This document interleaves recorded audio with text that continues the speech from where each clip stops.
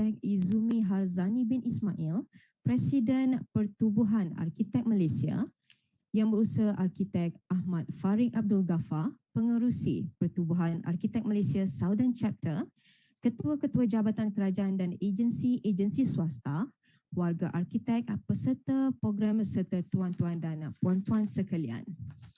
Selamat datang ke Majlis Pelancaran Platform Digital Pertubuhan Arkitek Malaysia Southern Chapter PEMSO, ARTV by PEMSO dan 360 Degree PEMSO secara maya sempena sambutan World Architecture Day 2021 yang bertemakan Clean Environment for a Healthy World kepada hadirin sekalian, khususnya kepada barisan didiv kehormat kita pada pagi ini. Baiklah, di kesempatan ini ingin saya wawarkan kepada peserta program untuk mengisi kehadiran tuan-tuan puan-puan di QR code yang telah dipaparkan di skrin anda bagi tujuan pemarkahan CPD tuan-tuan dan puan-puan sekalian. Baiklah, yang berbagi datuk serta hadirin sekalian, bagi memberkati perjalanan acara kita pada hari ini, majlis mempersilakan Saudara Muhammad Syazani Mat Saleh untuk bacaan doa. Dipersilakan. Assalamualaikum warahmatullahi taala wabarakatuh. Linabiyil karim wa alihi wa ashabihi kiramil Fatihah. A'udzubillahi minasyaitonir rajim. Bismillahirrahmanirrahim. Alhamdulillahi rabbil alamin. Arrahmanir rahim. Maliki yaumiddin. Iyyaka na'budu wa iyyaka nasta'in. Ihdinas siratal mustaqim. صراط الذين أنعمت عليهم غير المغضوب عليهم ولا الضالين. أعوذ بالله من الشيطان الرجيم. بسم الله الرحمن الرحيم.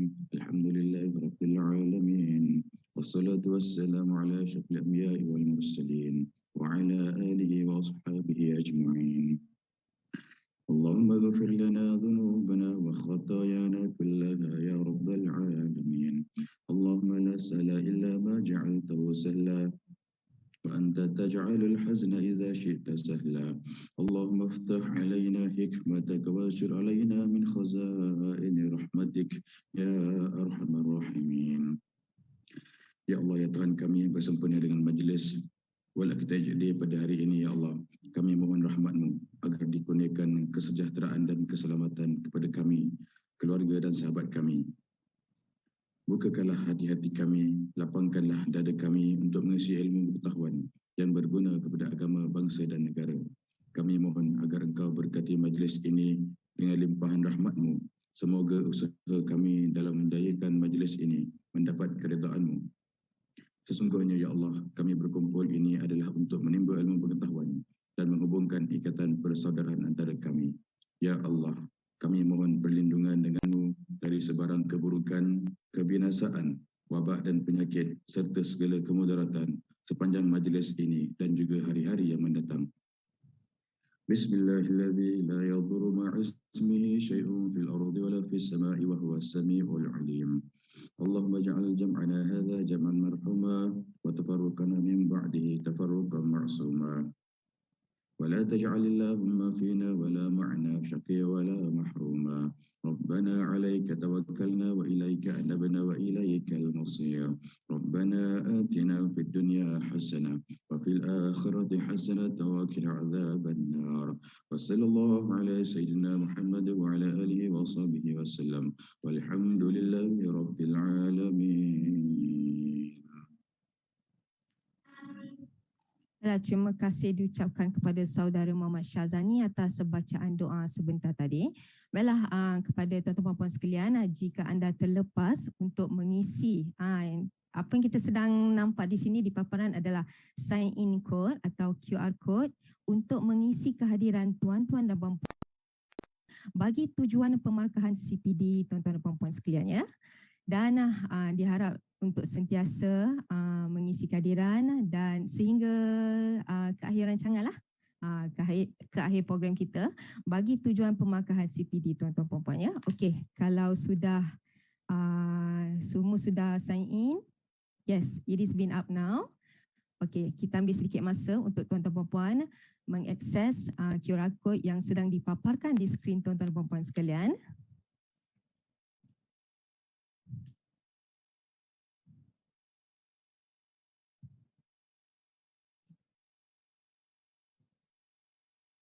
Okey. Jadi saya kira tuan-tuan dan puan-puan sudah pun mengakses ya.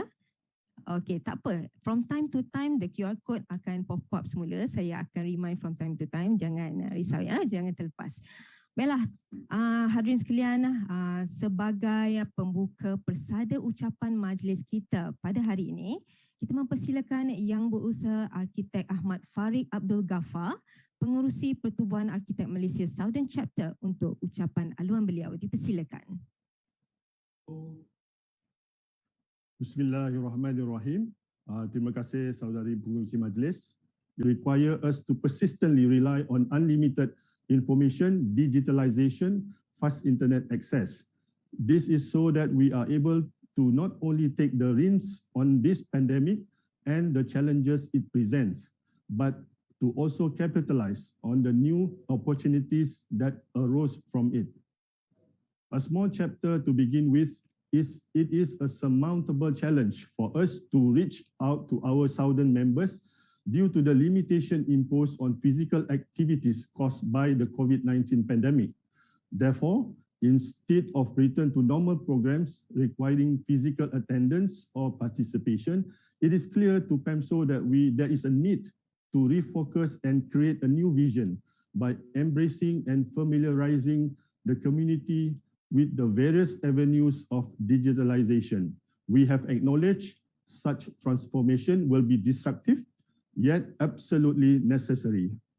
Distinguished audience, we are grateful that after all the planning and putting those plans in motion, ARTV by PEMSO was eventually conceived with 7 key initial segments, namely Idola, that was specifically created for senior members to share their experiences. The young and graduate architects with B40 voice to show their talents, QARA plus URFI us as a platform for members to seek clarification. News on the project will be shared at AR Insight. Project and architecture consultancy practice financial knowledge will be enlightened in RM4AR. You Got Skills is mainly a segment for members to share their architectural skill. And finally, AR Travel will be a segment for the sharing of interesting domestic and international destinations related to architecture.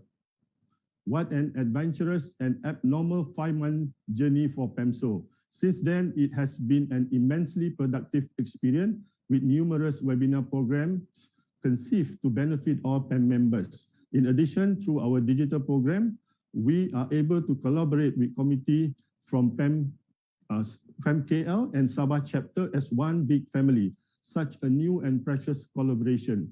PEMSO also wishes to extend our appreciation to include Lembaga Arkitek Malaysia for assisting us in the timely approval of awarding CPD points for the members' participation in our programs. Distinguished audience, with regards to PEMSO WAD 2021, we have upped the ante by not only organizing the event in a digital realm, but also creating our own e-gallery concept, 360-degree PEMSO, to value add and offer all PEM members with a new and revolutionary, in our own words, abnormal exhibition experience that is specifically customized to meet the Southern region taste. PEMSO also wishes to convey our utmost gratitude to the entire PEMSO WAD 2020 team behind the scenes for their fullest commitment and tireless effort, regardless of our financial limitation and other challenges.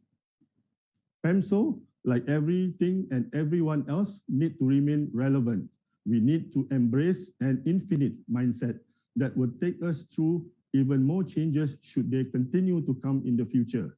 Most of us are expressing how glad we are that 2021 is almost over, except it is not in the sense of infinite game. Yes, we are passing the calendar marker in an infinite race after a particularly grueling leg, but the race is not over.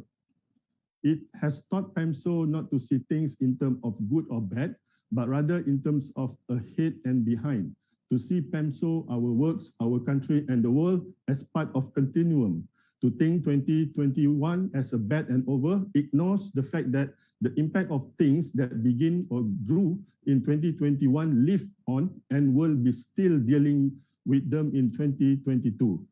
We find it healthier not to think of 2021 as bad year, but rather it had more behind this than we would like. And we look forward to 2022 having many more days ahead. This infinite mindset helps us to better prepare for what challenges lie ahead and avoid the kind of surprises that throw us off balance. With this in mind, I wish to conclude with these images to illustrate our motivation and desire for the future transformation of PEMSO. When a butterfly is struggling to get out of a cocoon, and you cut the cocoon to help it out, the butterfly dies. You have to let the butterfly struggle because the struggle forces blood into the wings so that they can spread them and fly. The same goes with us. The struggle that we go through is necessary to make us strong enough to soar through life. PEMSO hopes you will find the two-day PEMSO WAD 2021 event that we have prepared to be diverse and enriching, that will further enlighten and inspire all PEM members to delve deeper in search of unrealized potential. With this, terima kasih and thank you for your continuous support. Baiklah, terima kasih kepada Yang Berusaha Arkitek Ahmad Farid di atas ucapan aluan sebentar tadi. Baiklah, tuan-tuan dan puan, warga arkitek sekalian. Showing the future path of our industry. Digital technology also allows us to reach out to a wider network beyond our usual circle and give us more time to search and research on newer technologies and products for our design. It is common for architects to be inspired with creative ideas and innovative solutions during pressing moments. Challenging situations have been the catalyst for innovations in architecture for centuries. Being the social culture that we are, our habitat is not only concerned with having houses for shelter, but also in having the whole spectrum of societal needs, such as places for interaction, recreation, leisure, business, and more importantly, the safe and healthy place for mankind. In line with this World Architecture Day theme, clean environment for a healthy world, architecture fraternity play important roles in making the world a better place for everyone. We need to empower our members and the community to bring good values to our societies and to stray further in improving our built environment. Through our Green Building Index initiative, we have certified more than 250 million square feet of gross floor area in our country, and this number is growing. Approximately more than 500 buildings has been certified under GBI. This is one of our efforts in providing cleaner and better built environment for our country. I truly believe our practitioners will continue to advocate good values in their practice to encourage general members of the public and community to do more than just greening the building, but also to strive for wellness, cleaner environment in making the world safer and healthier space. I hope through the launching of this ARTV and PEMSO 360 virtual exhibition, PEM Southern Chapter will be able to continuously engage the public and grow their appreciation in every place that they go to appreciate the good architecture and discover why such places are designed so. It is a way for the members of public to sneak into the head of the architects when they were designing the buildings. Before I end, I wish to thank the partners and sponsors for this program today, Studio Kaizen, Seamaster, Canon, and Kedstra, for their support and making this program possible. I hope everyone here will spare some time to go through the virtual exhibition and enjoy the webinar after this launching. Please consider this as a small gift from us in our efforts in bringing architecture and design to everyone. Happy World Architecture Day. Thank you very much and enjoy the rest of the program. Thank you. Baiklah, terima kasih kepada yang berbahagia Presiden Pertubuhan Arkitek Malaysia, dan sebagai tanda Recording in penghargaan progress. dan kenang-kenangan, pihak PEMSO ingin menyampaikan cenderahati kepada yang berbahagia Datuk. Dipersilakan.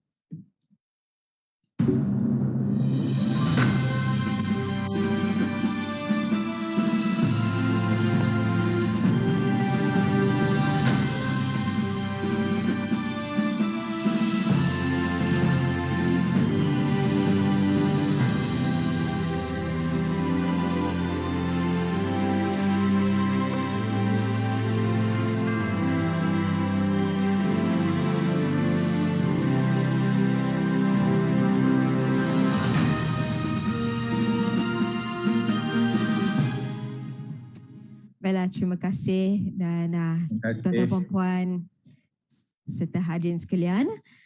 Majlis dengan segala hormat dan takzimnya mempersilakan yang berbahagia Arkitek Zairul Azidin Badri. Beliau merupakan Presiden Lembaga Arkitek Malaysia untuk menyampaikan ucapan dan sekaligus merasmikan pelancaran platform digital PEMSO, ARTV by PEMSO, PEMSO Official YouTube channel dan 360-degree PEMSO Official e-gallery. Dipersilakan dengan segala hormatnya. Assalamualaikum dan selamat pagi. Terima kasih Salam. saya ucapkan kepada saudari pengacara majlis Sama-sama. yang berbahagia Datuk Arkitek Izumi Hazani bin Ismail, Presiden Pertubuhan Arkitek Malaysia, Yang Berusaha Arkitek Ahmad Farid Abdul Ghaffar, Pengerusi Pertubuhan Arkitek Malaysia Cawangan Selatan atau PEMSO, Barisan Ahli Jawatankuasa Pertubuhan Arkitek Malaysia Cawangan Selatan, barisan penceramah yang dijemput khas untuk majlis hari ini, ketua-ketua jabatan dan para hadirin sekalian. Yang berbahagia Datuk-Datuk, tuan-tuan, puan-puan yang saya hormati, bersyukur saya kehadrat Allah SWT kerana dengan limpah kurnianya, kita semua dapat berkumpul secara maya untuk hadir ke program pada pagi ini. Di kesempatan ini saya ingin mengucapkan terima kasih pada pihak PEMSO atas jemputan ke program ini dan juga merupakan sempena menyambut Hari Seni Bina Sedunia 2021 yang bertemakan Clean Environment for Healthy World.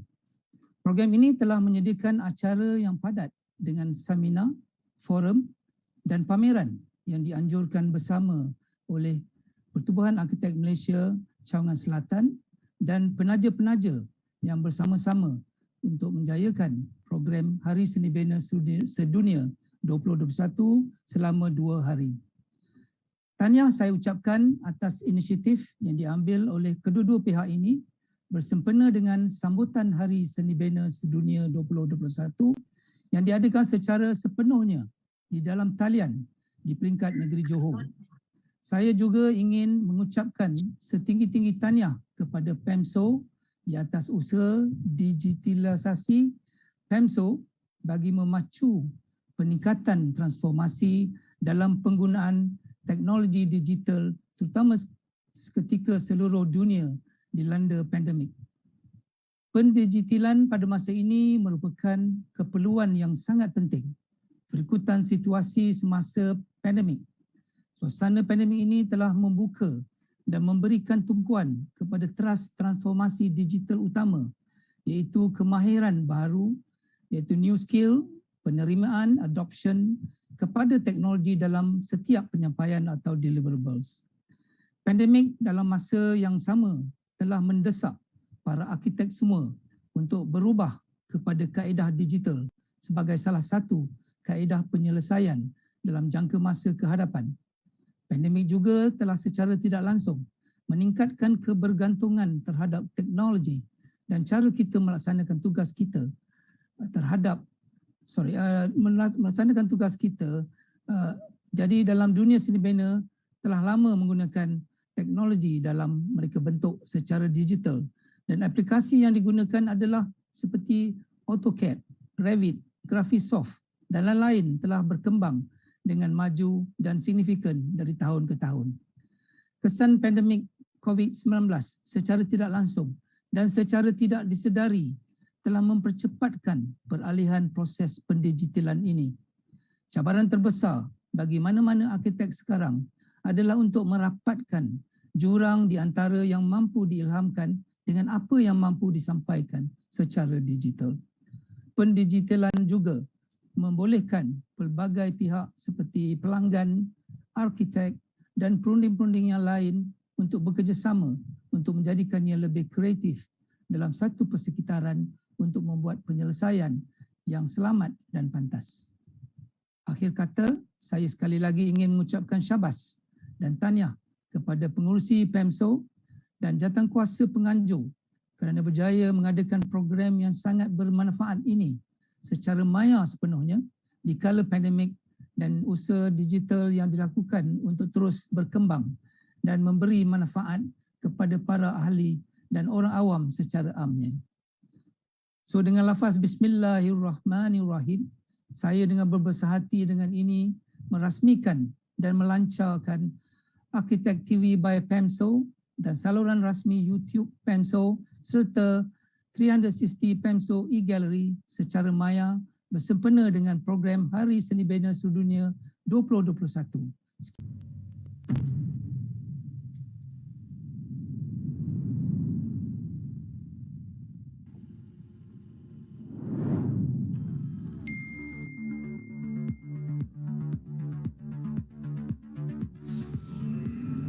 Initiating takeoff.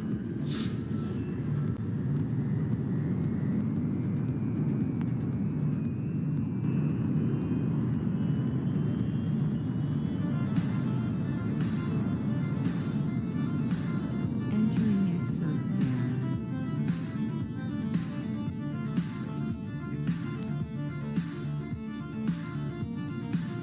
Set course to PAMSO Virtual Gallery.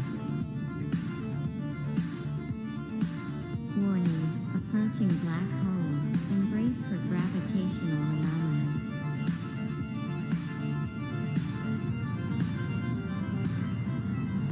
System overload.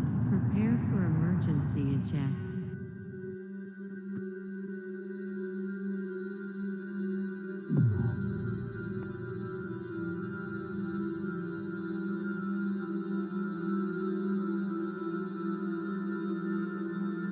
Welcome to 360 PAMSO Virtual Gallery. Have a nice day.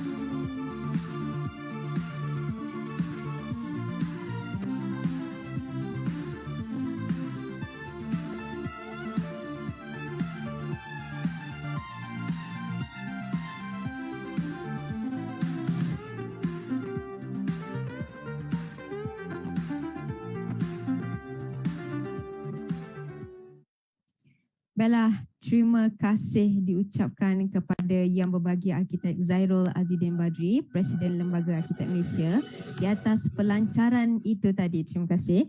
Dan pihak PEMSO ingin menyampaikan token penghargaan kepada Yang Berbahagia Presiden Lembaga Arkitek Malaysia di atas kesudian beliau. So, virtual experience. Dipersilakan.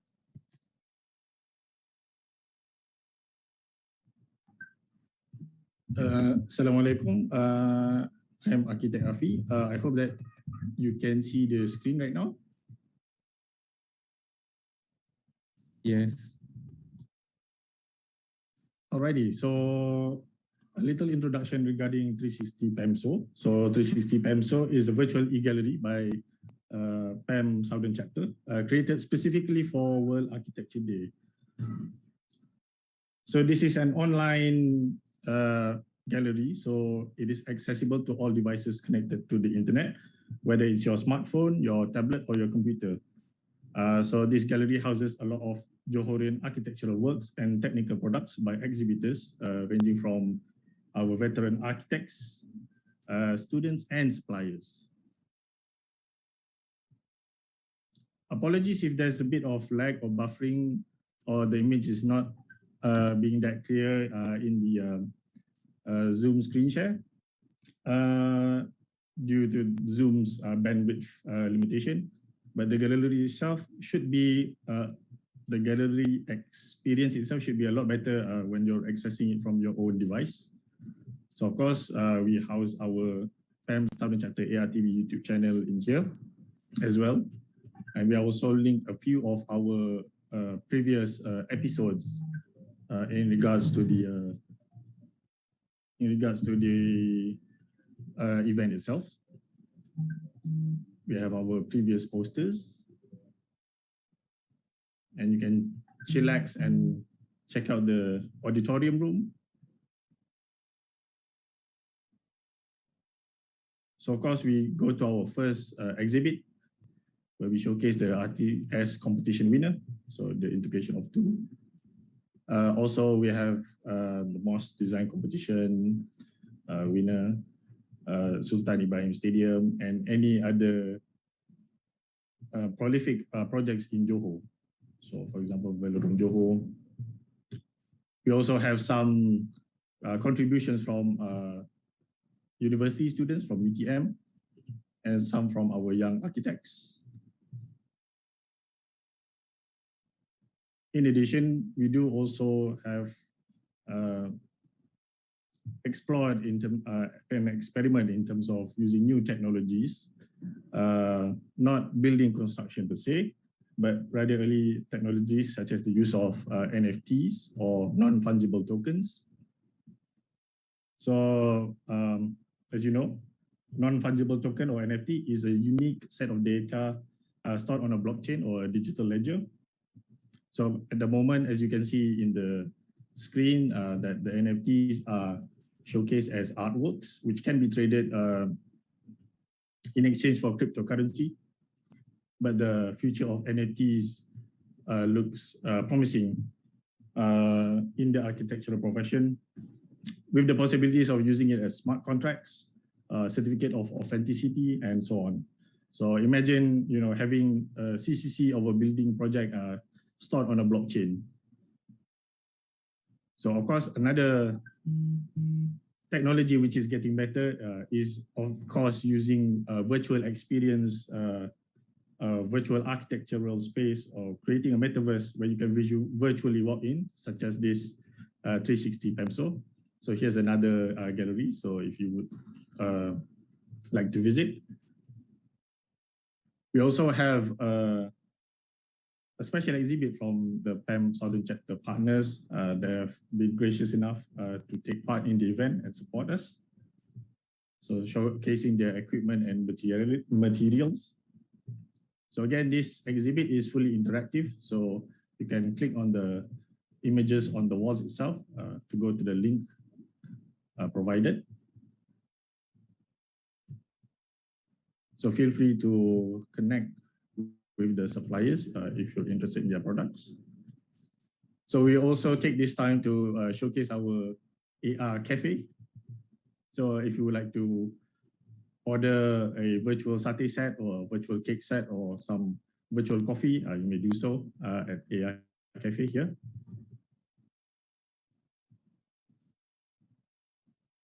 So before we end, there's a media room, and we go back to the front entrance of the e-gallery itself. So before I conclude this brief tour of the 360 PAMSO e-gallery, I'd like to mention that the gallery is live from now until November of 2021. So there's a few ways that you can access the e-gallery itself. So we will be providing the links in, firstly, the PAM Southern Chapter Facebook page. So give that a like. We will also be sharing the link in the chat box below. So have a look at that too. Our invitation cards which we will be sharing in the near, and also our original event registration page. So again, the gallery itself is live from now until the November of 2021 for 1 month. So there's ample time to visit. So I hope that everyone could come and enjoy the e-gallery. So with that, I conclude the short walkthrough of the 360 PAMSO e-gallery, and I'll hand it back to the MC. Thank you very much. Baiklah, terima kasih diucapkan kepada saya.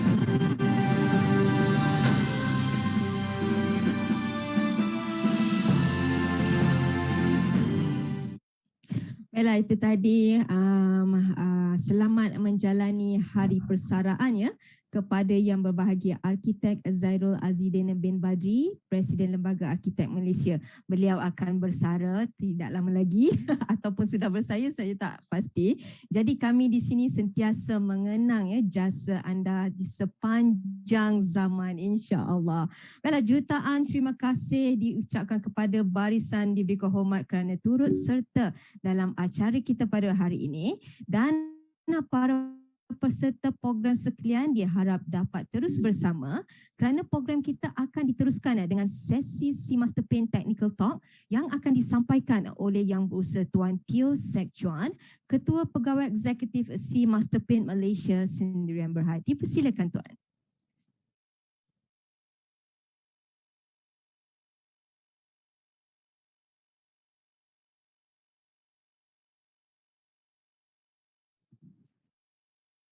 Hello, good morning, everyone. Hi, good morning, everyone. Yeah, I'm Teo from C Master Paint, Malaysia. Good morning to each and every one of you, the chairman, and thank you, Pam, for the organization of this and the invitation for C Master Paint to be the one of the sponsor. Just a brief introductions of the C Master Paint. We have started 60 years ago. Yeah. So the product range that we produce includes the architecture and decorative paints. There's decorative paint and also special effects paint, which I'm going to touch on later on. And then also we do protective coatings and also tools and equipment. Later part in the day, my colleague will touch on the C Master Paint special supply applied for the will be touched on by Mr. H.P. Teo, and also Nadia from my colleague. She will touch on the fire guard paint. Right. So, and just now they were talking. Mr. Ahmad Farid was talking about the transformations of the butterfly. Right. So in actual fact, we also have a product icon which has the butterfly. It denotes the transformations, yeah, to a better tomorrow with thousands of colors to beautify the world, right? And also our products are all environmentally friendly and with all the low formaldehyde and also low VOC products. So it's able to give a better tomorrow. And we have products that certified to Eco Label and also the green labels. And in fact, our paints are halal certified. Yeah, it's a halal paint. It's first in Malaysia, and I think right now still is only one paint company in Malaysia to be halal certified. All right. So without further ado, I will quickly start my slide presentation.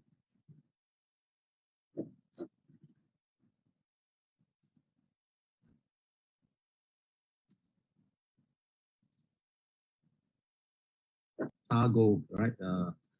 Especially for use for maybe very royal families, be able to enhance the beauty of the area. And you have this also Argento light finishes. Okay, so this is just a camera.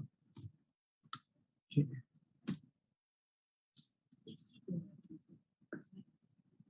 Right, so this is Antica. Okay, the next one we have this Nilum. Nilum is like a marbling look. Yeah, it has placed around with two colors.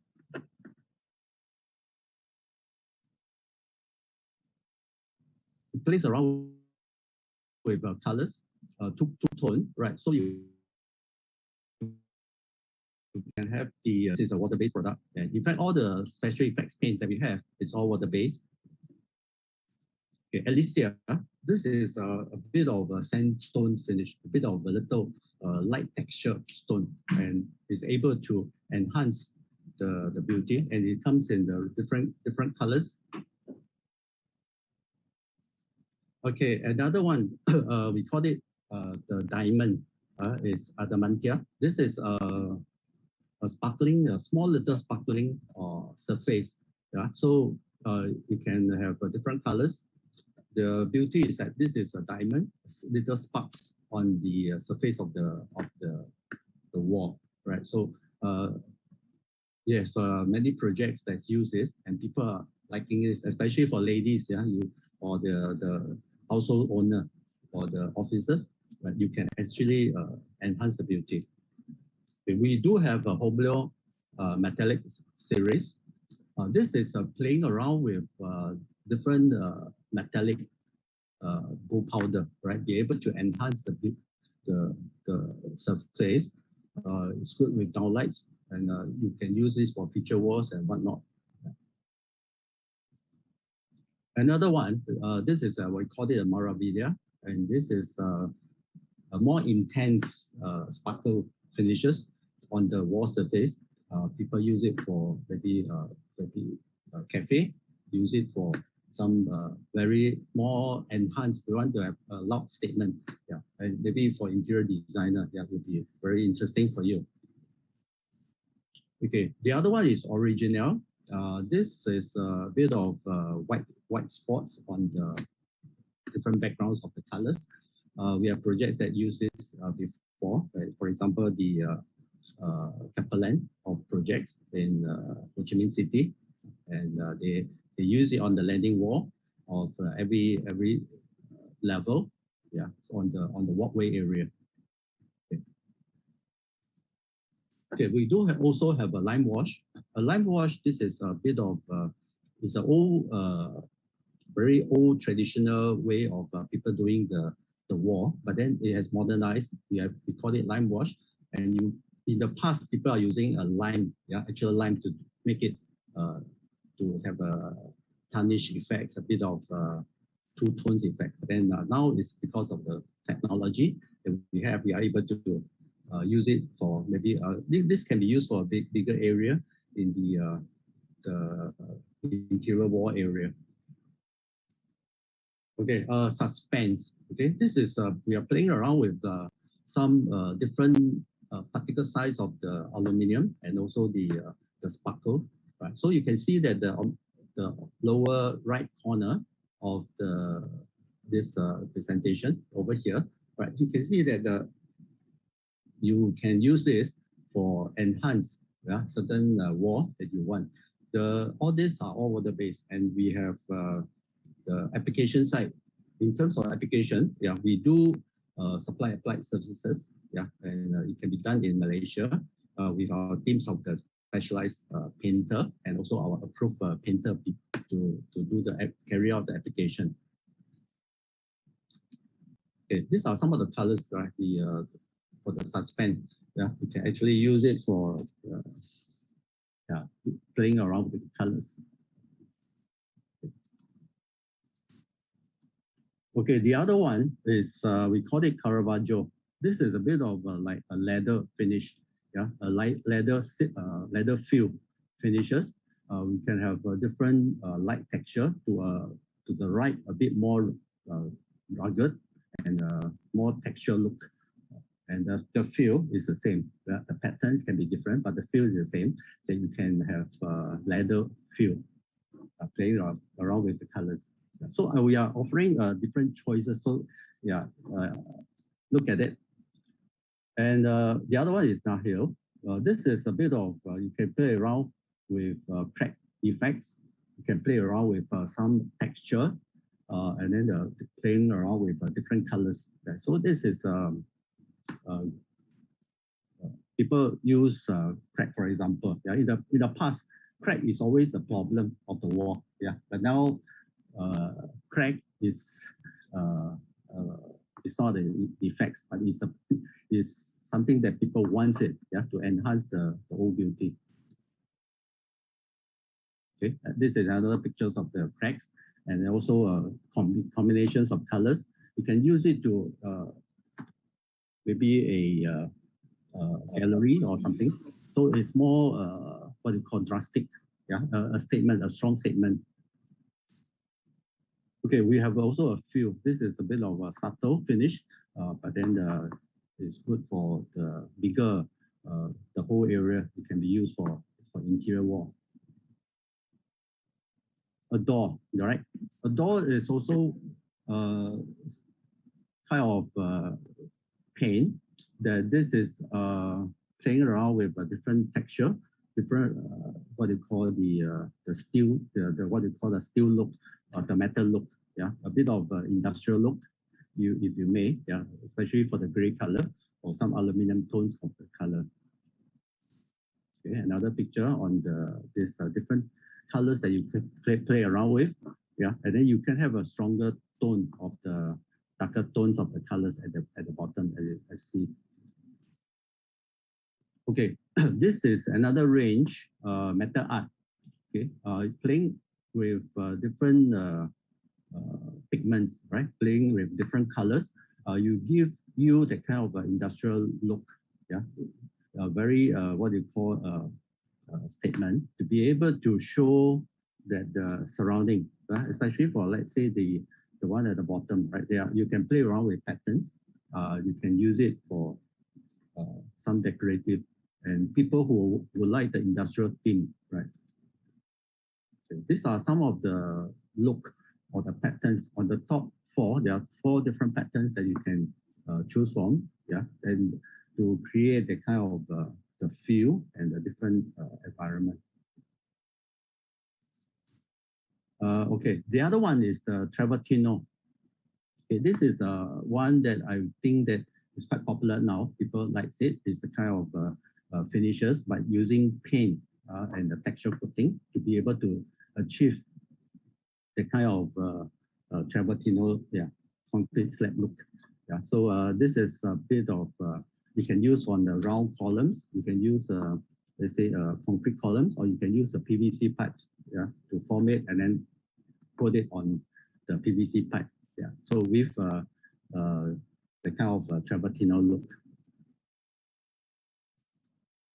Okay, this is the series below here. We call it Floriana. This is a bit of texture. The following one will be all on the texture, and they're playing around with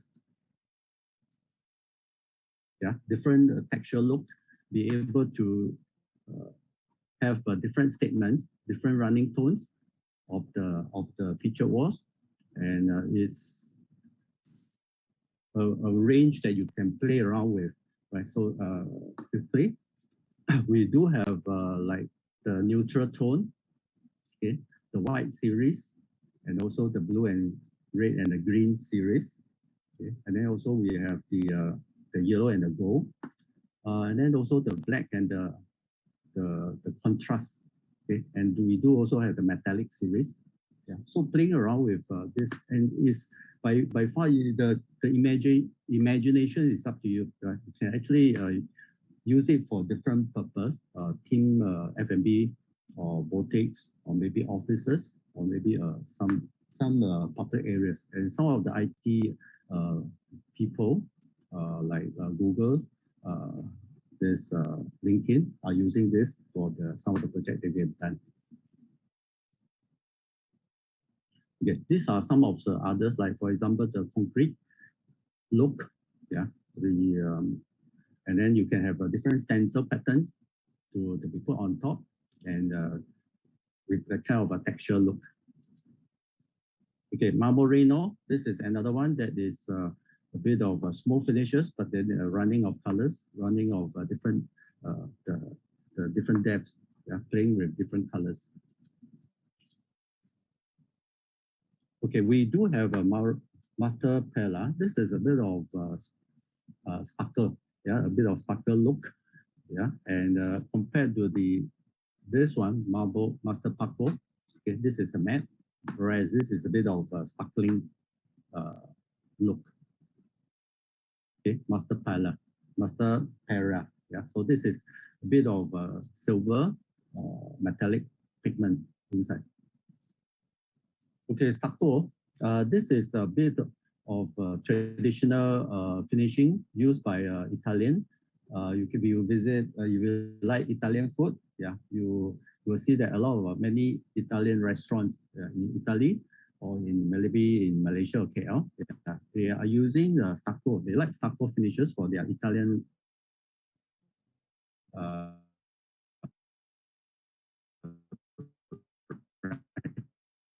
restaurants.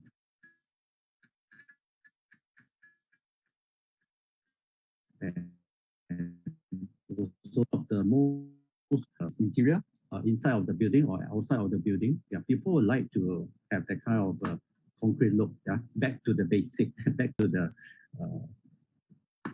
this kind of finishing, and then you can create that kind of formwork look. Yeah, formwork finishes with playing with different colors of the concrete, from the light gray tone to the more darker tones of the concrete. Okay, the other one is the rust finishes. Yeah, this is also one of the up and coming finishes. People use it for gates, for staircase, for walls, and also some of the feature area. Yeah, the lobby area. If you have been to, let's say, Melbourne, yeah, in the airport itself, you can see that in the central piece, there's a lot of those using the rust finishes on the MDF board or some of this solid surface, yeah, to enhance the kind of the rust look. Yeah, rust in the future, in the past is always a pain problem. Yeah, but the people want to use a primer to top coat it and then remove the rust. But then now it's like back to the before, right? So people want to have the kind of the rust look. Okay, so we do have many rust pattern. We can have more iron, which is able to have the kind of a golden rust finishes, or more to the what they call the patina green finishes, more to the copper effects to tarnish, become this finishing. So you can use it for the feature walls, use it for certain areas that you will like. Yeah, for the reception area in the office, in the interior work, and people can use it for also the exterior, yeah, of the building, and people use it for the metal gate for some good class bungalow, yeah, in Singapore, in Malaysia, yeah, use it for the gates or area.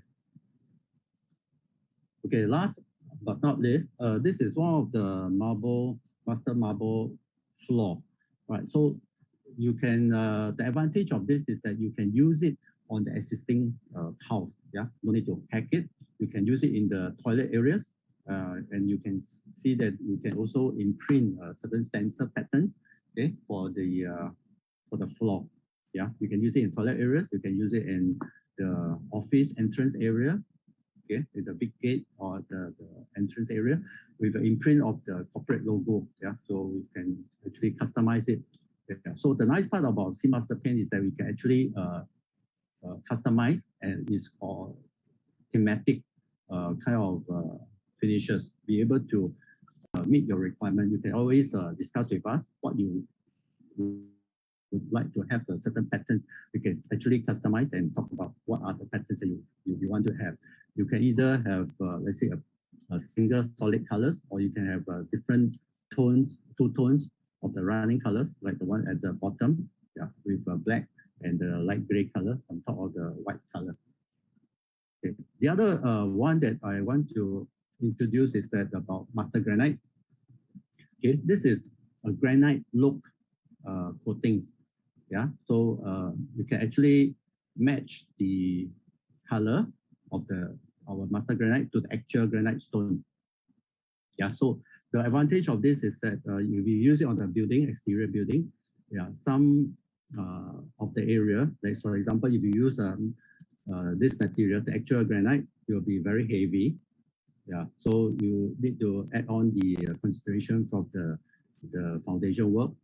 But this is a coating, so it's lightweight, and there's no what they call the granite falling off hazard from the wall after many years. And the nice part is that you can actually have different colors. Yeah, we can actually customize, make the colors for the building, right? And then you can have the flat finishes, okay, like what the actual granite has, the flat finish. We have the sandy finish. We also have a very more drastic, more rugged look of, we call it a volcano finish.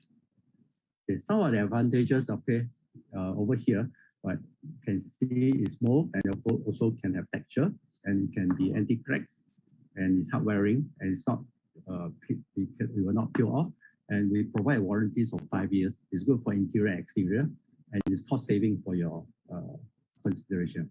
Right. So this is a flat finish, and we have sandy, and we also have a very volcano look. Okay. So this is by far all the Seamaster Paints products that we have. Yeah, the special effects paint and also the Master Granite series. Right. So just want to stress a bit of we do supply apply work, and some of the products that in the front, especially the top 5 products, we are selling this in some of the retail shops or some of the architect or ID people. Whereas on some of the other parts, the later part like texture, we do supply apply. Not to worry that we do the application work with the warranty of 5 years. Yeah. Okay, and then some of the project reference quickly. We have done recently the Astaka and the JB area at the receptions, some of the texture Travertino look. We have done projects for like CapitaLand. Yeah, people use it for the landing floors of the walkway area. The rust effect are used by people in some projects in Maldives. Okay, in stucco finishes we use in Pullman Hotel in Ho Chi Minh City, District 1, and some of the boutique hotels popular using the Hopler. Okay. Okay, so just about the special effects, it's a additional choice, yeah, but by far not to compete with people in this what they call wallpaper or granite business, but then we are able to offer another choice, yeah, for your consideration, for ID and architectural work. Yeah, this one can be used for commercial, residential, okay, for the F&B, for the what they call office, lobby, hotels, and we also done for some projects for KFC, Moss Burger, Black Moss, some jewelry shops, some of the IT. Right. So I think that's it. That concludes my presentation. Right. If you have any question, okay, do contact us. This is the contact that is listed here. Yeah. Please also you can email to us, or you can actually call us, or just write to us. Yeah, you can be contactable. We are pleased to give you a quotation, yeah, or anything. Yeah, just let us know. Right. Thank you very much. Life if we don't pay enough attention to it. But we all know that it's strongly related to our day-to-day life, where even though we cannot see it, we definitely feel the impact it brought to our life, especially on the weathers and of course the global warming, where we can feel it, you know, almost every day. And I'm sure if you are based at Johor, you feel it past few days. This is really, really hot. And want it or not, we might need to admit that it is some things we should look into seriously in order to have a clean environment for a healthy world for each and every one of us. So with us today is one knowledgeable architect who is very well versed in all of this, and he's going to share with us the importance of carbon measurement tool for the building industry in Malaysia. So Associate Professor Industry Architect Sali Adrisakun is an architectural futurist, sustainability proponent and design activist So currently he helms the hybrid architectural design firm Sally Atrams Circle Architectures in Jalan Berhad, which combine cutting-edge architectural design solution with extensive research-based explorative approach to solve the challenging integrated design problems. So the firm has won several international competitions and represented the country in several world-class exhibitions. He is currently a past president on the council in the Malaysia Green Building Council, which is under the auspices of the World Green Building Council. And he was also the deputy president of the Berhad Architect Malaysia, the Malaysian Institute of Architects, Yeah, so actually, right, 01 site 722019. He currently is a GBI facilitator. Previously was one of the accreditation panel for the GBI Green Rating 2. He was the editor-in-chief for Architecture Malaysia magazine, which is the premium architecture journal for the Malaysian Institute of Architects. So he also holds 2 degrees in architecture, one from the University of Liverpool, UK, and the other from University of Science of Green Architecture in University of Technology Mara, UITM, University Malaya, and Malaysia top ranks university, has also appointed him as an associate professor in industry for the university. And he is currently the chair for the development of Malaysia GBC Net Zero Carbon Grading System for the Malaysia Green Building Council. So Architect Saleh is definitely the most suitable person to talk to us regarding today's topic.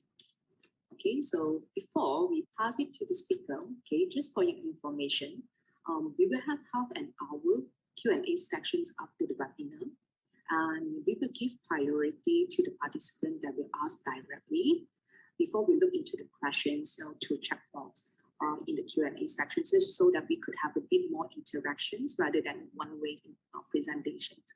So, okay, I hope all of you have your coffee with you, and we won't want to delay you further. So let's welcome our distinguished speaker to share with us his valuable knowledge. The floor is yours. Architect Sally. Silakan, Architect Sally. Sorry, was muted.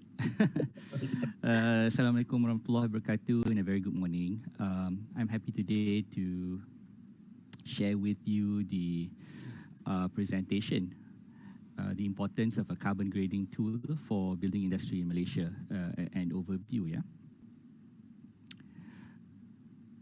So everybody knows we are in the midst of a climate crisis, and we are running, as Elon Musk mentioned, we are running the most dangerous experiment in the history of humankind right now, which is to see how much carbon dioxide the atmosphere can handle before there is an environmental catastrophe.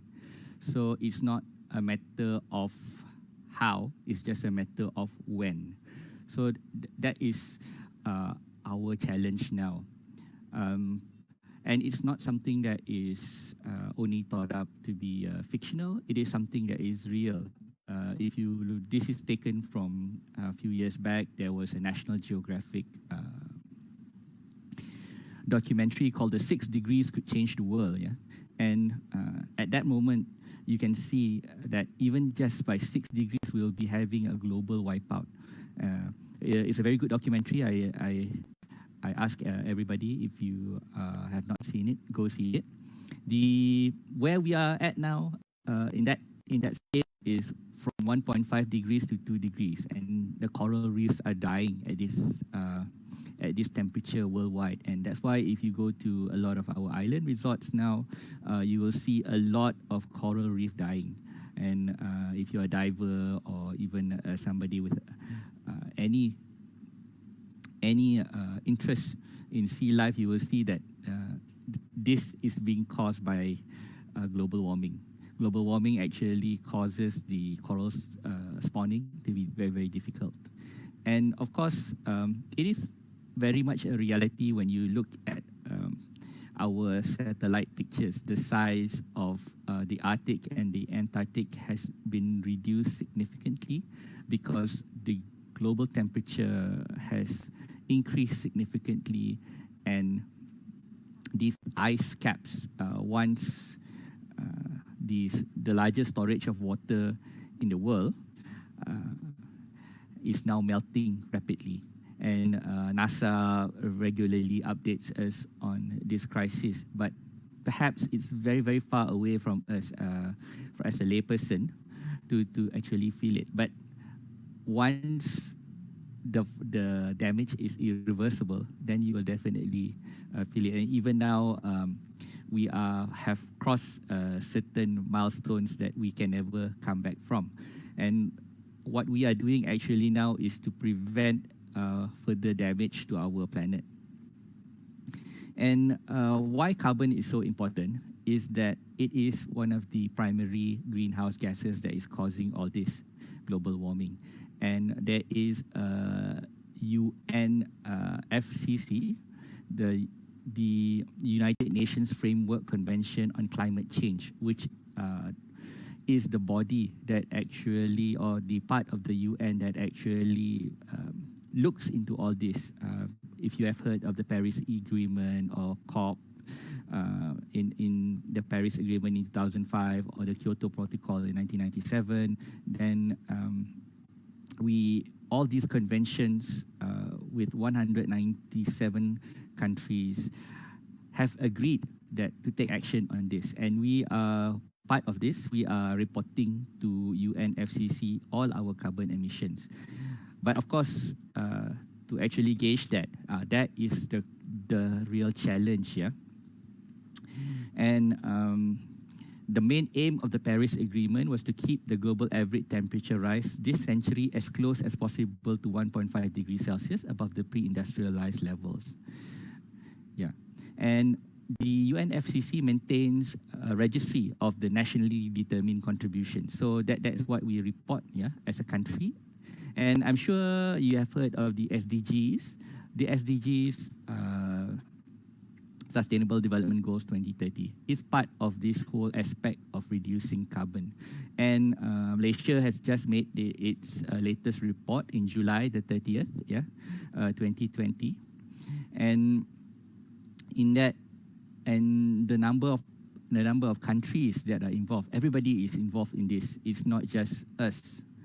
And what have we reported? Malaysia has promised that we intend to reduce its economy-wide carbon intensity against GDP of 45% in 2030 compared to 2005 levels. The updated national determined contributions include the following increased ambition. 45% of carbon intensity reduction is unconditional. That means die must do lah, basically. The target is an increment of 10% from the earlier submission. The greenhouse gas coverage is expanded to 7 other greenhouse gases, but carbon is the main one. Yeah. So, is this good enough? And this is some data from another group that I'm involved in. It's called Bite Size Climate Action, which is a collaboration between and the UK universities and UK education councils and our Eco-Nights. So, of course, we have this plan, but actually, if we look at, if Malaysia intends to reduce this greenhouse gases, we need to change our way of doing things, or else we will never meet those targets. And perhaps that is why recently the Ministry of Environment published a scheme for carbon trading as well, and that was ratified in Parliament. And if you look at this graph, and even with 45% lower emission intensity in 2030, total emissions will still increase because we are rapidly expanding economy. Our population is increasing. Even with that targets, our total output of carbon would still increase. Yeah. So we need to do better than the target that we have proposed to the UN. But what does this mean for us? Yeah. So what it means for us is, on the left is the global effect, if we go above 2%, 2.6 times more people exposed to extreme heat. I'm sure if you are living in Malaysia, you would have noticed this. It's getting hotter. 6 cm higher sea levels. This may affect coastal areas and food production at coastal areas. 2 times more animals are losing at least half of their range. Biodiversity is actually decreasing at such a rapid pace. There are millions of species getting extinct every day, and perhaps those species may hold some scientifically important data, that it might be a cure to some disease, we don't know, but we are losing them. 2.3 times bigger reduction in maize crop harvest in the tropics. Agriculture also will be affected, and this will lead to a food shortage. And where are we out of the 181 countries listed? We are the 41st highest emissions per capita with 7.7 tons of carbon dioxide emitted per person. 40th highest emission intensity was 0.27 tons per 1,000 US dollars GDP, and we are the 24th highest overall emission, which with 249 million tons of carbon dioxide. And for a small country, that is worrying, because it's against 181 countries, and being 24th highest is not something good. Where does buildings fit into this?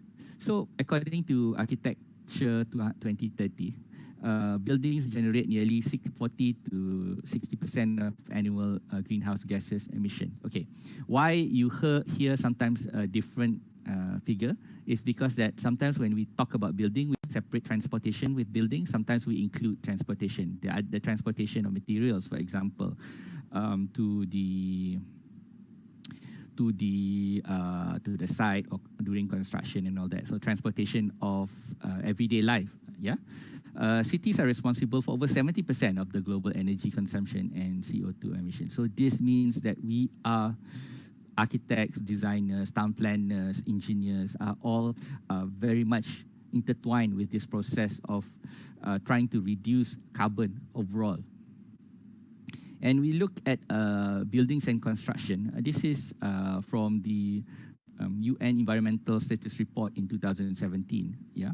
This is the increase in global floor area.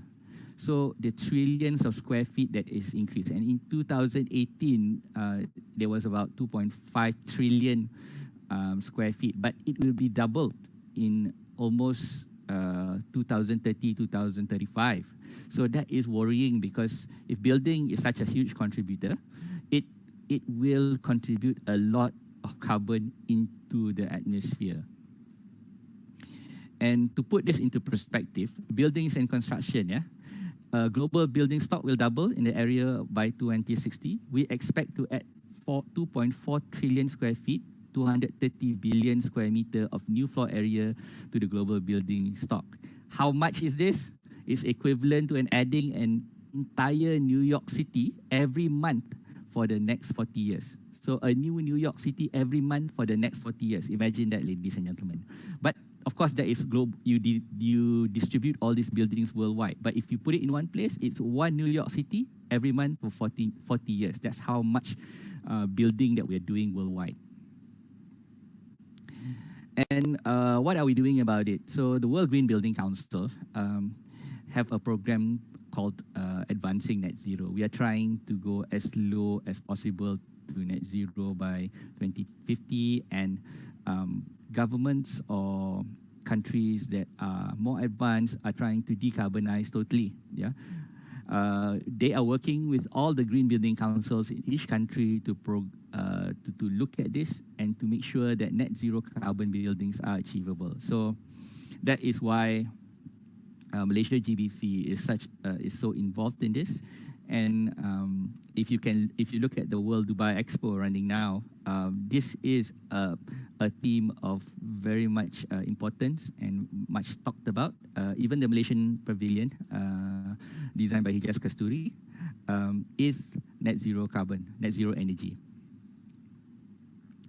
And we are about to, each country is supposed to produce a snapshot on their efforts and how they are going to achieve the reduction when we are talking about buildings and we're talking about green building councils. Yeah? So this is an example by the USGBC. Their strategy was to incorporate carbon reduction tools into their building rating system called LEED. And what MGBC has done is incorporate this into our roadmap.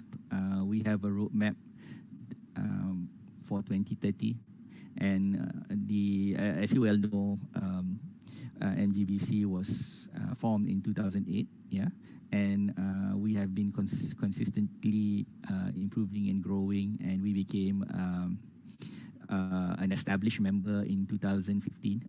What an established member means that the World Green, every country's green building councils has 3 status, and we are at the highest status, which is established, similar to all the other advanced nations such as UK, US, Australia, Japan, are all the established World Green Building Councils, and we are one of them. So the pressure on us to keep up, with all the other the other standards of the world is there. We need to be on par if we are going to be accepted internationally as well.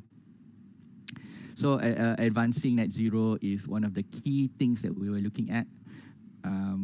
Looking at, of course, the Malaysian targets, looking at environmental reporting by the Malaysian agencies such as MOF, MGTC, and we need to get the net zero carbon tool running by the 3rd quarter of 2021, which is now. We are already into the 4th quarter, which I will tell you a bit more about that later, and deployed pilot projects for the tool. So what Malaysian MGBC has tried to develop is a net zero grading system or measurement tool, which the name we have not really decided yet because it hasn't been launched. This is just a preview for everybody. But the idea is to get towards net zero. It's an aspirational tool because to go to zero energy, zero carbon, zero waste, zero water is very, very difficult. And what an aspiration is that it measures the performance of your building in terms of carbon output. And we have this aspiration that we have our ultimate target that there is a lot of buildings will achieve zero emissions, but some, due to their design and configuration, would be difficult. And of course, the highest difficulty is to get buildings to be carbon positive, meaning buildings do not release carbon, they absorb carbon or sequester carbon. And why if you have heard in the industry that about carbon tools or other green building tools that involve carbon are very complicated because the measurement of carbon is very complex. There is the operational and embodied, and there is also many definitions of what is it all about. And I think that is the task of the Malaysian Green Building Council, to look at the current scenario and look at comparatively how this measuring system would integrate into other existing green building tools. And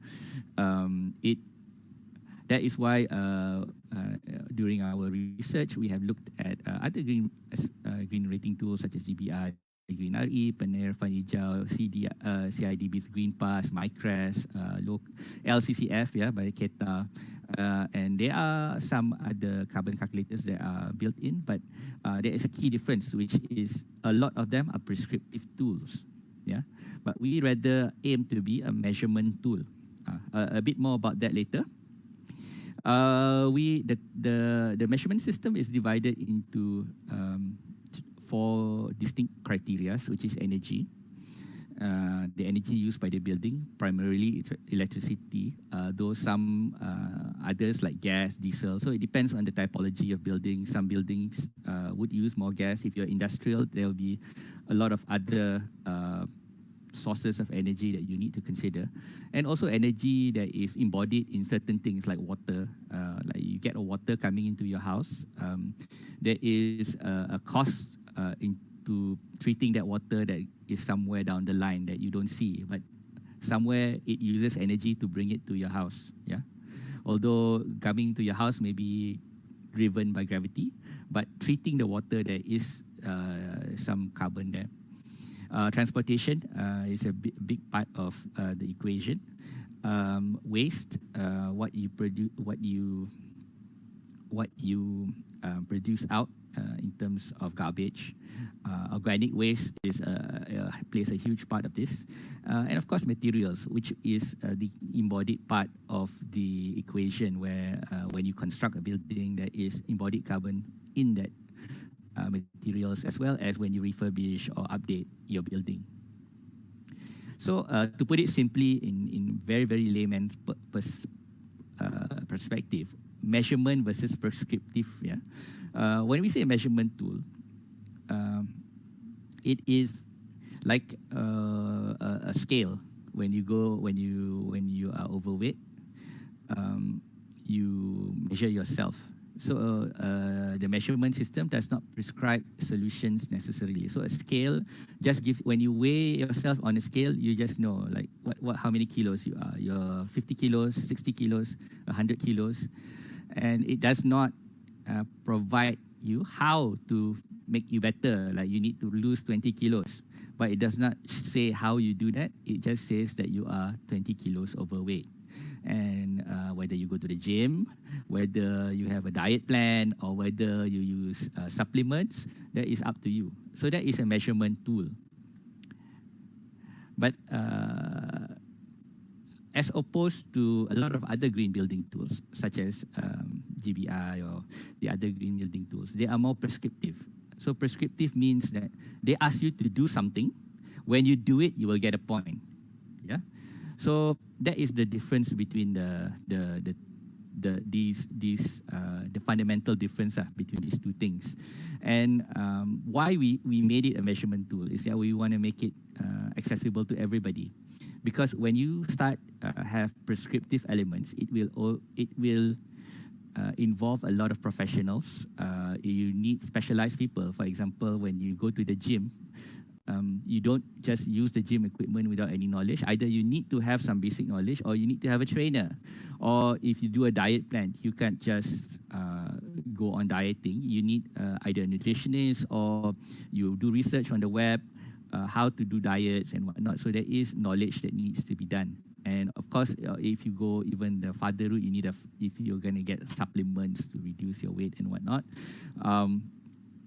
you're going to need a doctor to oversee that. You don't want to be having a heart attack while you do this. So when you involve a prescriptive tool, it requires professionals. That's why when you do GBI, there's a lot of professionals involved, because to ascertain, to execute these measures that you need to achieve certain things, you need the professionals or the knowledgeable persons to actually do it.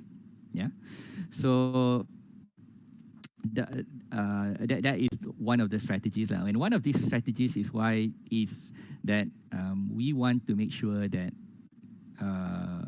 the measurement is accessible to all segments of the building industry.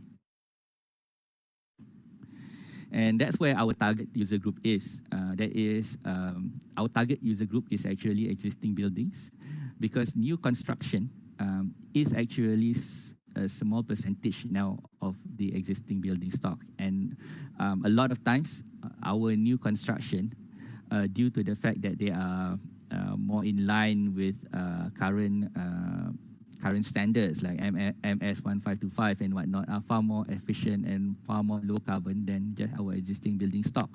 So this tool is geared towards capturing the existing building market. Existing buildings is underserved by green rating tools, yeah, because a lot of green rating tools are prescriptive and are targeting towards more towards newly designed buildings. Some data from GBI.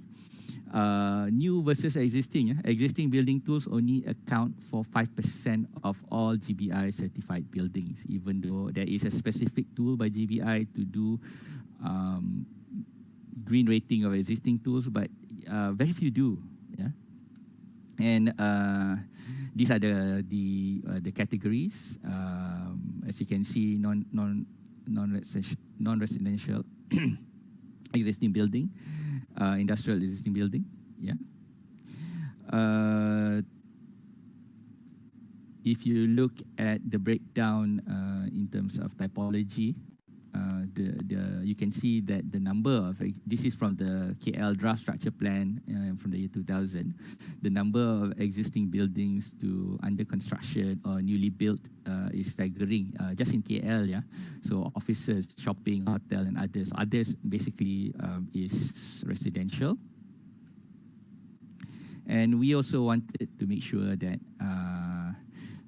it is compatible with all green rating tools, because there is a number of green rating tools in Malaysia, although the primary one that Malaysia GBC looks at is GBI, but there are other tools that are also in the industry by various parties. And we want to ensure that this carbon rating or carbon measurement could be used with all that to enhance the measurement, because if you can't measure something, you can't control it. So we want to create that measurement tool. And if you are asking how the organization of the criteria are and how the organization of the tool is, we have these divisions. One is definition. Definition, that means because the idea of carbon is very complicated, we need to have a special segment called definitions to ensure that things like carbon factor, things like our reporting is internationally accepted, and our all the things that we are doing are correct internationally and locally, and looking at all the definite permutations of the carbon measurements, yeah, throughout the world. We also have energy, which is the biggest contributor in terms of operational carbon. And next is transport. You might, I mean, like, a lot of people don't think about transport as being part of a building, but transport is part of a building. If you imagine places that have better transportation systems, a lot of Malaysian buildings are built in the suburbs, built in areas where there is not enough access, or the culture is not to have access with public transport. Hence, the actual impact of the location and the building is very high. We also have waste, as I mentioned just now, embodied, and at final, the total of everything. That means your total carbon footprint, or the total carbon that your building produces. Here is some data about greenhouse emissions from LEED buildings. Yeah, this is from the USGBC. So if you look at a typical operational LEED certified, or LEED silver, or LEED gold, or LEED platinum, the commuting emissions in terms of ton carbon dioxide equivalent per occupant per year is a significant amount of the overall intensity of the building. And that is why we put, if you look at the categories, we put transport there, and not, say for example, water. Because water, though important in terms of carbon, it is not that significant. So this is Malaysia. This data comes from IEN, and thank you, Gregors, for this data. We have look at the total breakdown for the diamond building, yeah. So the carbon footprint per year, and if you can see the red transport and commuting is quite a significant amount as compared to water, which is blue, and building energy consumptions is the black, building materials is the gray, and renewable energy on site is actually goes below zero, which is supposed to be minus from the overall carbon. But you can see that the three main contributors are captured in our labeling system. That's why the headers are those. Yeah, and internally, our organization, I'm chairing the development of the measurement system, but we have a lot. It is a collaboration between many people that are behind the scenes. For definitions, we have our Dr. Muhammad Azam from We have Energy, which is headed by Regina Chu. We have assisting her, co-chairing is Gregus Raymond, Mitch Galber, and CK Tan. We have for Transport, we have Sheena Moses. Assisting her is Gregus Raymond. And for Waste, we have BK Sinha. I'm sure you've heard of BK. BK regularly, waste is his expertise. Embodied, is headed by Dr. Azam and also assisted by Mitch Galber. So this team actually is looking, I think, among the very close-knit team of carbon experts in Malaysia are looking into this development of the tool. And we ask each of the criteria heads, as we mentioned it, to look at the measurement considerations, the measurement factors, the measurement boundaries, measurement criteria, and of course the measurement strategy. Consideration means that what actually do you want to measure? Like for example, energy, is it coming from just TMB, or if you have a diesel genset, would that come into consideration, or if you have a boiler, or is the cooking gas comes into the consideration of home energy, those kind of things. So these are the minute details that each sub-criteria is looking at.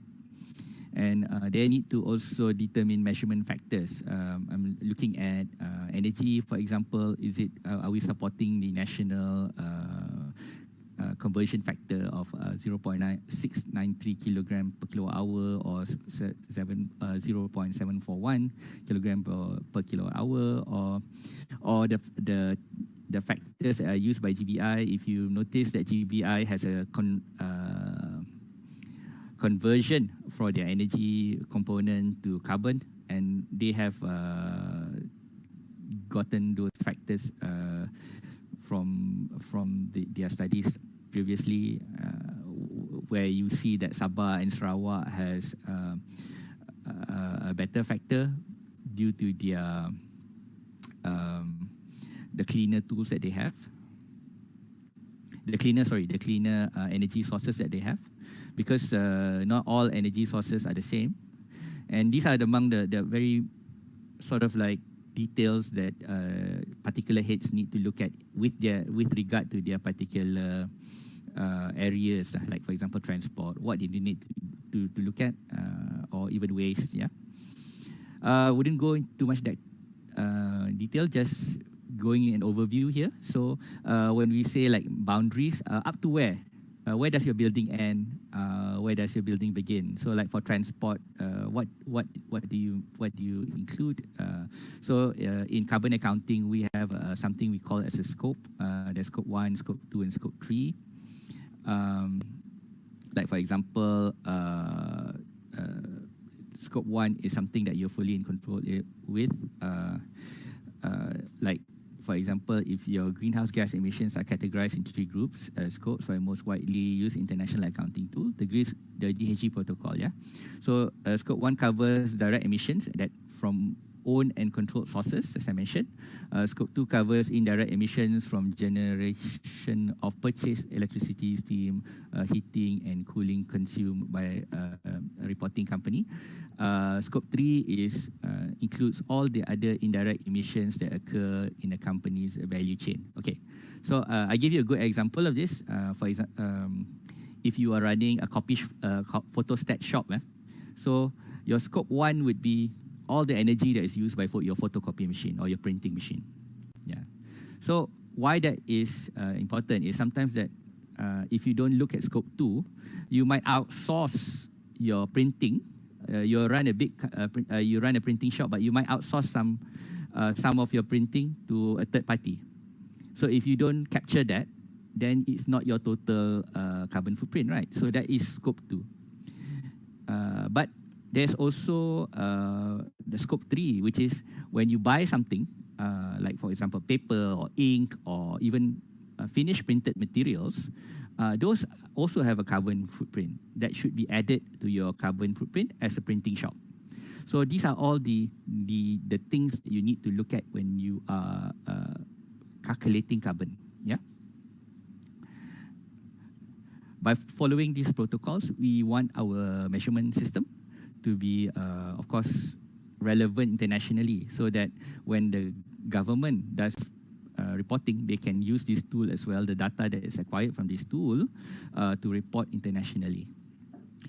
And of course, they need to determine other criteria, sub-criteria within their boundary, like for example, here energy, whether it renewable energy, how do they manage renewable energy, how do they manage offsets, for example, how do they manage, you can have offsets, yeah, and that is still yet under discussion and will be released when the tool is out. And how to benchmark it with current industrial standards as well, like because as I mentioned, it's supposed to be an aspirational tool, and to achieve zero is very difficult. We want to make sure that the tool can give an estimate that you are in the best, say 10%, or you are in the best 5% of the buildings in this country in terms of energy, in terms of transport, in terms of waste, you know, that kind of feedback that we need from the measurement system. And we have our, and at the end of the day, how the methodology to obtain the final measurements, yeah, and what is the baseline of that. So that is basically the process of the measurement. A simple scenario would be in this sense. Sorry, Architect Chan, I think your WhatsApp is on, Architect Chan. Chan Wailai. Yeah, thank you. So the baseline reading for TMB bill, for example, this is good looking at a typical, say, residential office. So once you have a bill, I'd say that you're only considering your bill. You convert that into a baseline that, in terms of carbon, using carbon factors. Yeah, of course, we don't want to get involved in how you want to improve, but you have your own strategies. Say, for example, you want to use less, or you want to do a modification to what you're doing, your system, or you want to install something new. That is totally up to you. That's the gray part. And then, of course, with that, you come with an aspired target. Say, with this improvement, I'm going to reduce X amount. Sorry, which is your target, and that is where you get measured again the next year, and then you have your final abatement for the year, and then you repeat this sort of sequence every year, and hopefully you will go down to zero, basically. And you might not even go down to zero. You might even just improve, but improving is a whole lot better than not doing anything at all. And a lot of the buildings in Malaysia do not even know the impact that they have to the general environment. Yeah. So these are the mock-up labels that we have. If you can see that say for example, the most developed now is energy. That is going to be the first label that we're going to release, and then there is the gap between 60 and 100, because that gap of carbon abatement is the target for most buildings in Malaysia, because most buildings will fall here. So these are, once you have passed the 60%, for example, this number is not finalized yet, yeah, but if you pass a certain percentage, you are in the top percentile already of reducing energy. So the next is, as I mentioned just now, transport, waste, which follows the similar thing. And at the end of the day, once you have completed all these labels, you will have your total net zero carbon label, which is just carbon. Yeah. So this is your total carbon of everything combined together to have your carbon footprint here. This is what I mentioned just now. Numbers on the bars reflect levels of industry adaptability and standards vary within criteria. So this will change throughout the years as our industry gets better. The other relevant information, like for example, for energy, reduction percentage of MS 1525, we have the operational consumption, we have all other data here. If you have renewable energy, how much is it and whatnot. So that is like a checklist of or indicators of why your carbon footprint is as much. Yeah. And why we actually save the last for carbon. So we save the last measurement of materials for the last is because that embodied carbon is very much complicated. So there are two, as if you don't know, but I would assume most of you know, there are two types of carbon measurements. One is operational carbon, that is the usage or consumption of your everyday. And there is, of course, your embodied carbon that is unseen, yeah? Is manufactured, that is used to manufacture, transport, and install the materials that you use. And this is very difficult to gauge because, for example, you use tiles. If that tiles is locally produced, it would have a very low and a lower, I would say, carbon footprint, because you know that it's traveled a certain amount of area, a certain amount of distance from the factory, and the process is all local. But if your tiles are coming from China, for example, there is a significant amount of transportation involved, significant amount of other things involved to bring it into the country. Yeah? That this process will contribute to your carbon footprint.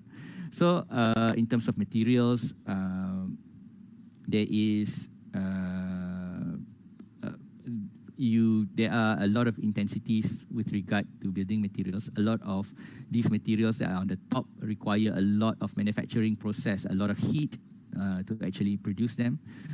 This is not taking into account the transportation yet. Yeah, so all this comes into play, and I think CIDB is doing their best to categorize this and get data on this, and that is one of our strategies when it comes to looking at embodied carbon data. We might be looking at actual CIDB data or basing it on GFA. So GFA means that we already have an assumed value for everything in the country, and the baseline carbon values are basically, and this is from Green Mark 2021.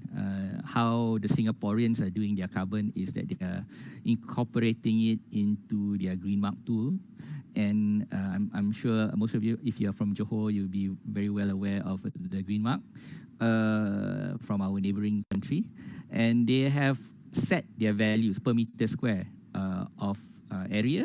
Say, for example, non-residential is 1,000 kilo carbon dioxide equivalent per meter square. If it's industrial, it's 2,500, reflecting how heavy it is. So they will give points in their Green Mark to reduction, like for example, 30% 3 points for more than 30%, 2 points for 1 point for reduction of 10%, and so on and so forth. Yeah. So this may be an easier avenue for us to look at embodied carbon, but of course all this is in discussion still, because there is a lot of data that we are processing from other more developed countries like the UK. This is from the RIBA's and RICS, the QS organization, yeah, to looking at percentage of embodied carbons in building. And if you look at these are the embodied carbon. So as our operations become better, the embodied carbon will seem larger, because when they started, their operations were not so efficient. And as you improve that, the embodied carbon usually stays about the same. It's very difficult to reduce a lot, but reduction is the same, but the ratio will change throughout the years. So this is a graph of total emissions for global new construction from 2020-25, embodied carbon versus operational carbon. So you will see that the embodied carbon remains stagnant and the operational carbon increases and increases. So this has also got to do with the lifespan of the building, and usually the world's when you talk about the life cycle of the building, it varies from like 50 to 70 to 60 years. Yeah. So the actual embodied carbon becomes a factor. How are you going to look at it? So we are yet to have achieved an agreement for Malaysia, but we'll keep you posted. Yeah. And it's also more difficult when we look at there are many different types of typologies of building, like supermarkets, office, semi-detached houses, which have different type of uses, different type of embodied. So the percentage and ratios are totally different. These are from research over 30 years done in the UK. And there are a lot of other research papers with regard to operational and embodied carbon that we are looking at into. Thank you, Dr. Azam, for such a thorough look into this under the definitions part. And where we are at the process with the development of the tool and the measuring system, we are at number 5, which we have our first rough draft, and hopefully we are going to launch it soon. Yeah. And we plan to launch the tool during this 26th November at IGEM. And right after the IUSGBC conference, the International Urban and Sustainability Green Building Conference on the 24th and 25th. So hopefully we'll see all of you there. And the grass is always greener on the other side, but actually the grass is always greener where you water it. Thank you so much. Okay, thank you very much, Sali, for the information. I think then you will get the result. So to build that back end, to build that an app or a back end, online back end, will take some money lah. But I think when we are launching, we will also be trying to look for partners to fund this, because at the end of the day, when you talk about corporate carbon reporting, like people like big corporations at Bursa, they do include carbon reporting inside their sustainability reports. Currently, those are very rough estimates and are not as detailed, but with a measurement tool, it will be more detailed. So there's a value chain that will be created. It's not just about the construction industry, it's also about corporates and their responsibility towards their shareholders and society. Thank you very much, Sali. Architect Chan, do you have any? Okay. Oh, Mr. Sorry just now regarding the WhatsApp. My Zoom crashed and I didn't manage to keep track of some questions. So with me, currently there are 3 questions, but as mentioned earlier, we would like to give priority to whoever that would like to ask directly. So if we have any of you that would like to ask any questions, you could definitely on your mind, and and give us your questions. But while we are waiting for that, maybe we could look into the very first questions that pose the physical development or building design as an initiator for academic purpose. For academic purpose, this tool would be available as well. It's available to everybody, and it will be very accessible to students. Yeah, that's one of the intentions, so that from university level would be able to understand this, so that when they enter the industry, not just architecture, whatever field, BU, an engineer, project manager, whoever would be, it would be easy enough, because we are trying to demystify carbon calculation so that it will be accessible to everybody. Yeah.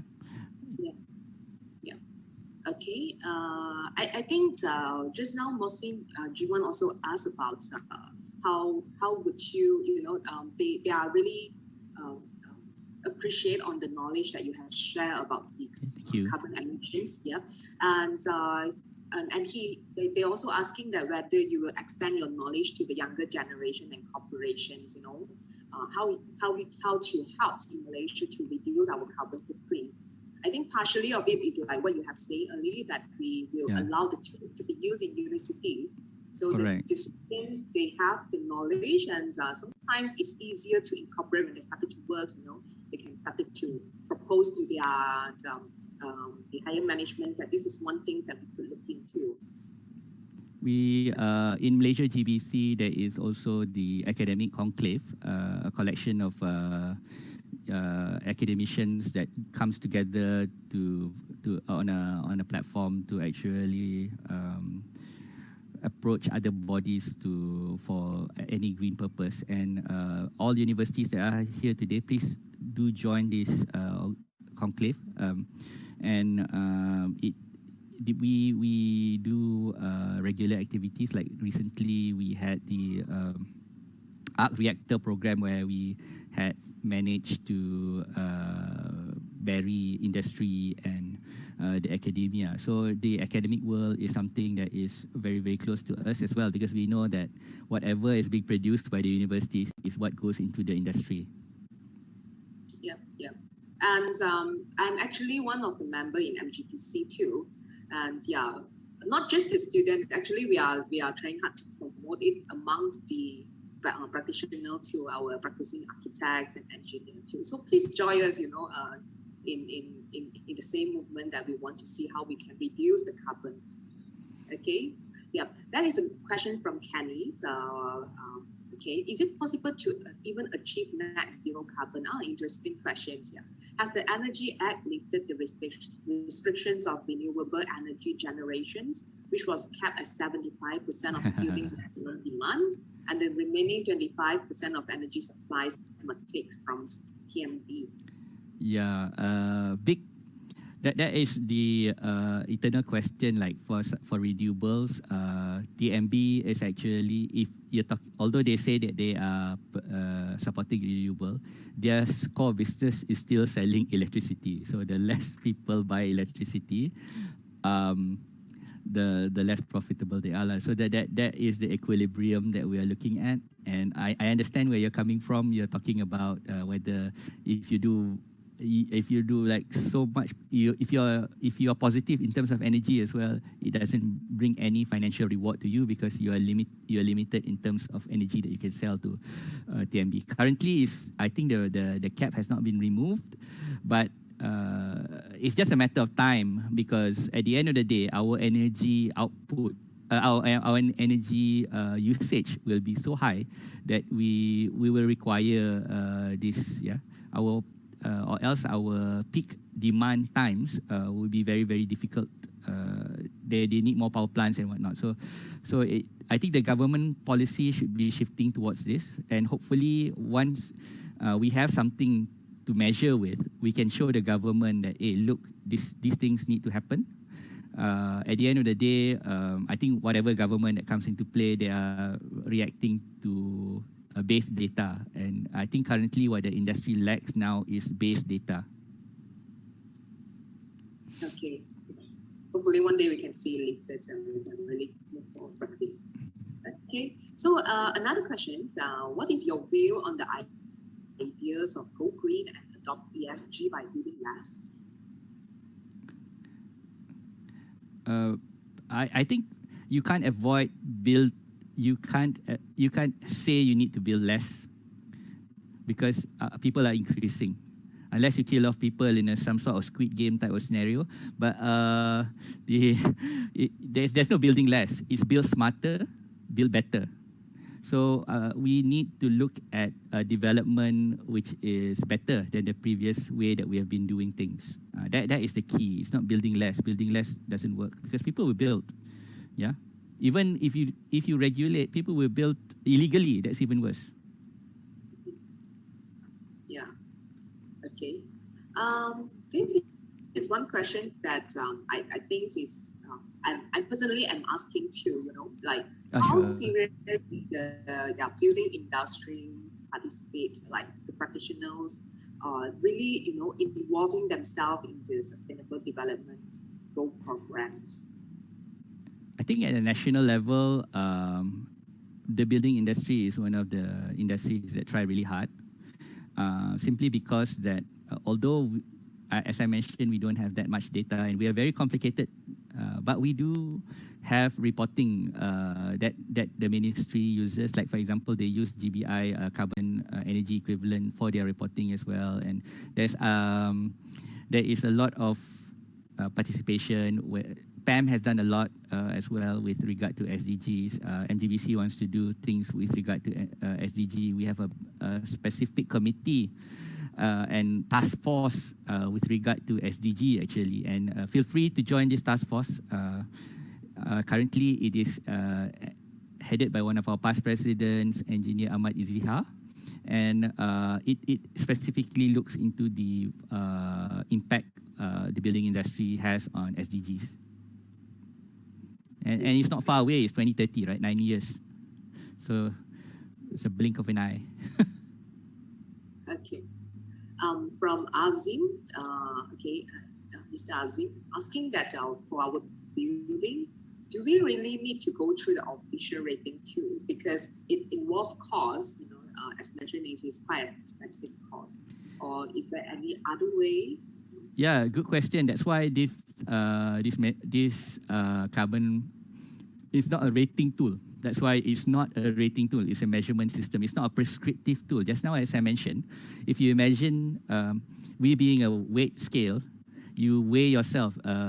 What you're talking about is rating tools is like a gym, right? You have a gym fee, you have to pay your trainer because they are professionals.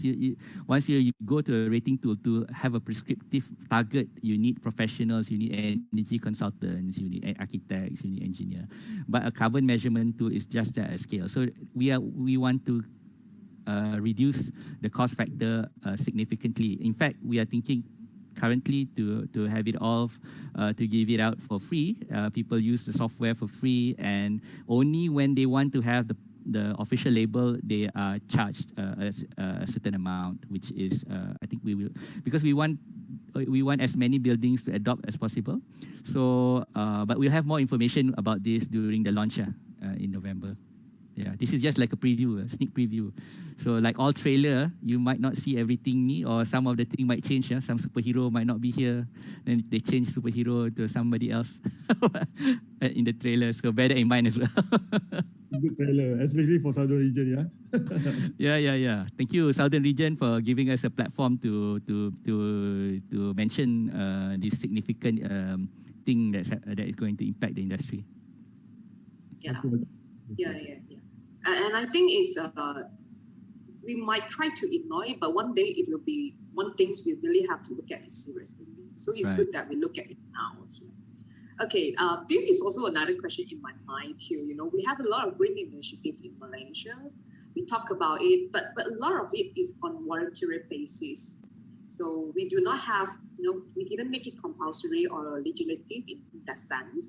How you see that, by voluntary basis, we could achieve the target that we would like to have, or we commit to the UN 2030. And I would like to add on a question on this is like, if we're going to make it compulsory legislative, do you think our professions are ready for that? I think it's neither compulsory or voluntary. It's culture. True. It's a cultural change that is needed. And say for example, I would say, okay, it's compulsory, everybody needs to use electric car. Yeah. There's not enough electric cars, there's a lot of issues and whatnot, but it's compulsory for everybody to use public transport. The problem is our culture, our Asian culture, be it what race, driving a car is a status symbol. So unless you start to see people who are successful using public transport, the culture change. Even if you change the law, you cannot enforce the law because it's not the norm. You need to change the norm. Like in Japan, they changed the norm of recycling from very young age. When you are in preschool, they start to recycle. So when they are adults, recycle is like second nature. And even the homeless guy recycle. So the homeless guy throws away the rubbish, they separate the rubbish. So it's second nature. So it's not whether it's forced by law or it's voluntary. A cultural change needs to happen. And I think that happens at all levels, in your homes, in the schools, in the universities, in our industry, at all levels must try to adopt this. And I think our organization is trying to do as best as possible it can. But I think more importantly, our parents try to show a good example. You know, don't show that guy is successful because he drives a Ferrari, but rather, that guy's so humble. He's so good, even though he can afford one. He's just using public transport or using electric car, whatever good example that we can show our young children. It's really a culture, but for culture to really change and happen, it takes time. So it's really start from each and every one of us on how we want to contribute to this. Correct. Yeah, and the coming question is from Novina. She mentioned that regarding have we started to apply this zero carbon ambition into the school, and what do you think about like green school in Bali?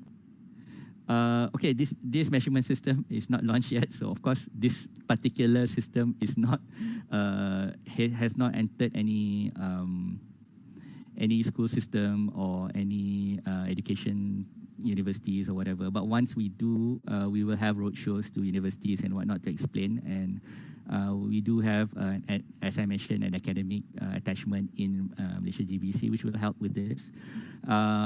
The Green School in Bali is a very good example of people teaching the future generations how to be environmentally sound and in one with nature.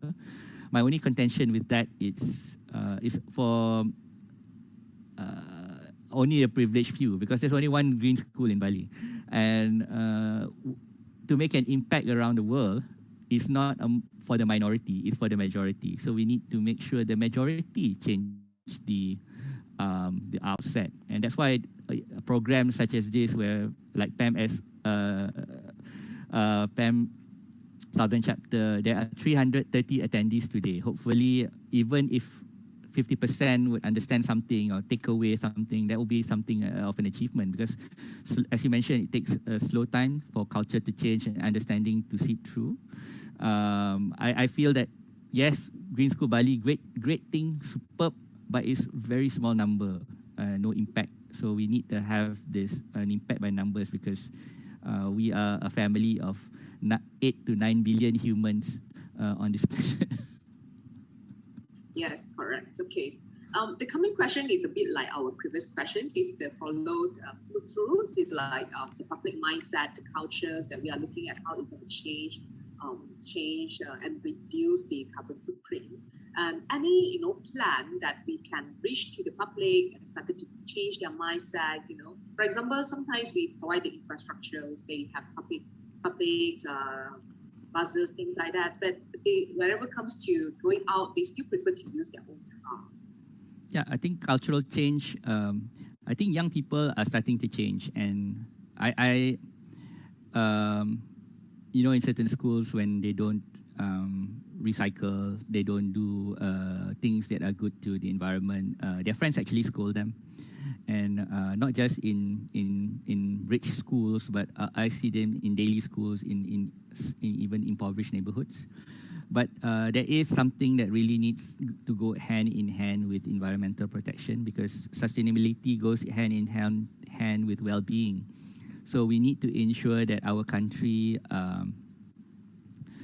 is taken care of economically as well, because at the end of the day, it's very difficult to think about the whole human race, or to think about the environment, or to think about other things when you are searching for your next meal, or you don't know if you'll be evicted out of your house. So I think that must be balanced with environmental concerns as well. And strategies that could make a win-win are there, but whether all of us are smart enough to get it, yeah. Yeah, I do think that the cultures might not, if it doesn't happen naturally, well, the weather will force us to really change it. You know, like what you have seen is like the 6 degree can change the world. Yeah, but by then it will be too late. Yeah, It true, will be true. irreversible change. Even now, it's irreversible change. The species that true. has been that has gone extinct will never come back. The ice that has melted, they will never freeze back, because unless there's another ice age, which is like 10,000 years away. But if we currently there are certain milestones that we already passed, which we can't. That's a threshold, they call it. The threshold we are past already. We can't return back anymore. Yes. When you share about this, it really bring me to that movie, The Day After Tomorrow. Oh. Yeah. If we started to imagine that, I think it will help us to change our patterns of our lifestyle patterns. Okay, we still have a few more questions to go, so let me just continue. Yeah. One question is that mentioned about the data from Malaysian rating tool, because we have so many tools currently, we are using it. And do you think that when we want to report to the UNFCCC, it's going to affect our country report? Because currently we have quite a lot of rating tools.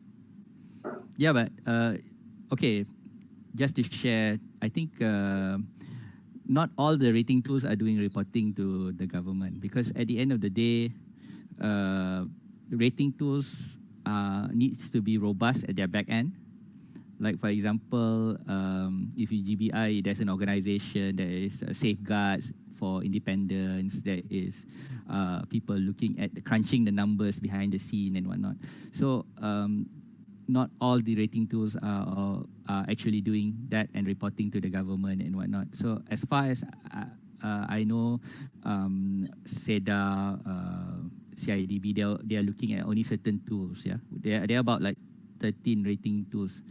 Once, I think sometimes I feel GBI is a victim of its own success. When I remember when our president of PAM, Boon Chi, wanted to champion the tool with Dr. Tan at that time, I think they asked a lot of, in the building industries president council, they asked a lot of other stakeholders to join to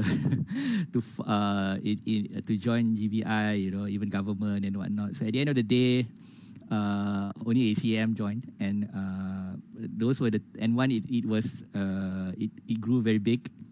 A lot of people see the potential. Hey, what? Even government bodies, sometimes local authorities also say, why are they doing this? Why can't we do this? So that's why we have so much green rating tools, right? But the good thing is that our net zero carbon measuring tool, we want it to be compatible with everybody. So from any tool, any existing building, new building, will be able to use the tool to get some sort of measurement out to convert into actual carbon reading. Nice. Okay. We have another question from Mr. C regarding that any incentive of net zero buildings, which if we have some incentive on that, developer will consider to build more green buildings. Okay, incentive is the next step, because currently we need some baseline data from the measurement system as well. Like, for example, We have already created the scale. Now you weigh in. Oh, you are 100 kilos. You need to lose 10 kilos. Okay, what is the price that you get for losing 10 kilos, right? So, but we need the scale first. Without the scale, how can you measure if you do not? How can you improve if you can't measure? So this is the first step. Once that is established, we can start talking to various parties to create incentives, because the government wants it. RMK 12 clearly states that it's going this way. Yep. The next question is quite similar to the question earlier. It's like, okay, if you have two talented clients, you are big carbon emitters, and how would you foresee the response? I think it's very much back to the incentive. That is one of it. If they see that they could reduce it, they're going to be rewarded in one way. I think that will be a very good motivation. Other than that, no, I think what he's trying to ask is that, is it going to be a negative thing when you feel that you have you are a big GHG emitter, for example. But I think it's reality. That's the nature of measurement. I mean, you might think that you are the slimmest guy around, the most fit guy around. Suddenly you weigh on your scale, my BMI is way out of whack. So you similarly, in that analogy, there will be a BMI for this type of thing. So similar buildings, like for example, if you are a house, how would a house typically perform? Like that's where the label shows that 10%, that 60% and whatnot, where most of the people would be in the highest percentile. So you should target for that highest percentile. But if you don't take a measurement, how would you know where you are? So I think people who take this would have to take it positively, yeah. Or they will fall into the category of deniers, which don't even want to be on the scale. Okay. Yeah, the coming question is from Patrick. He mentioned about I think the question also looking at the cultural change that we talked about. But he would like to know further, like your opinions, if we are going to legislative to make it sort of like compulsory. Will it help us, and help us to move toward the 2030 target better? As I mentioned before, making things compulsory is easy, but enforcing is very difficult. And Malaysia has the best track record for enforcement. Yeah, I see Grab drivers pass through traffic light every day. Sorry, not Grab food, right? Then Food Panda pass through traffic light, but it is wrong to do so, and it's dangerous. And if we can't even control our traffic lights, imagine to control carbon emissions. It's not feasible. That's why cultural change is the key. Yeah, if everybody respects what needs to be done.